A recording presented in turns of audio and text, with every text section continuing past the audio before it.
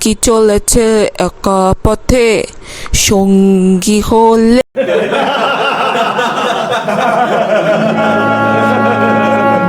খালাম্মা, আমারে কিছু টেয়া দিবেন? আপনার খালু অনেক অসুস্থ, ডাক্তার দেখান লাগবো। পরের মাসে কাইটটা দিমনে। একটু আমার দিকেও নজর টজর রাখো, তাইলে অগ্রিম না, মাসে মাসে এমনিতেই তোমার টাকা বাড়াইয়া দিমনে।